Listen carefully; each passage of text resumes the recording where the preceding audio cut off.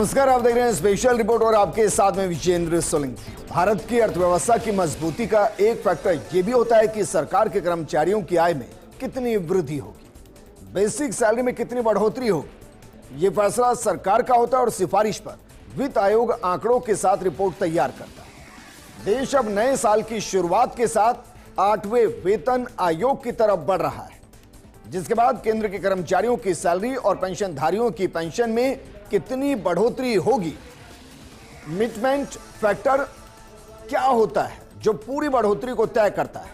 मिडमेंट factor कैसे तय होता है और कैसे आपको यह पता चलेगा कि कितनी सैलरी या फिर पेंशन बढ़ने वाली है?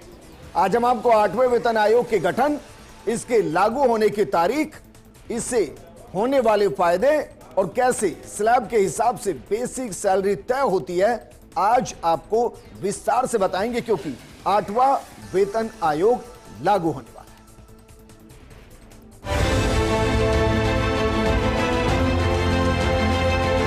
माननीय प्रधानमंत्री जी ने केंद्र सरकार के सभी कर्मचारियों के लिए एक सेंट्रल पे कमीशन को मंजूरी दे दी।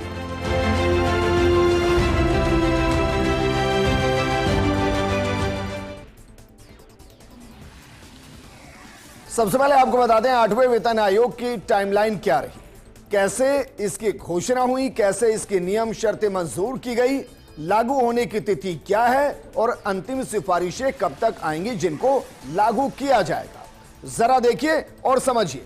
शुरुआत करते हैं कि किस तरीके से इसकी घोषणा जनवरी 2025 में हुई।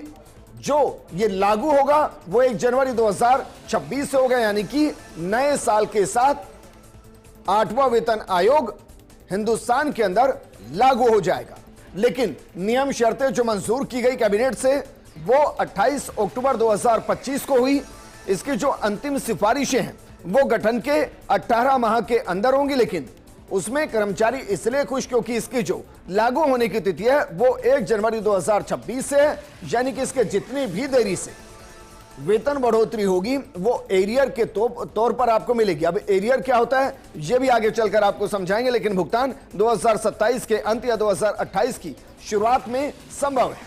मुमकिन यह भी हो सकता है कि अगर इसको और ज्यादा तेज किया जाए तो 2026 के अंत में भी यह हो सकता है। हालांकि इसको आप इलेक्शन के साथ जोड़कर मत देखिएगा, क्योंकि 2028 में इलेक्शन होंगे। वन नेशन वन इलेक्शन की तरफ हम जाएंगे या नहीं ये बता पाना मुश्किल, लेकिन 18 महीने के आसपास लगेंगे पूरे खाका को तैयार करने में, और उसके बाद इसे लागू किया जाएगा। लागू तो 1 जनवरी 2026 से ही हो जाएगा। उसके बाद जितना डिले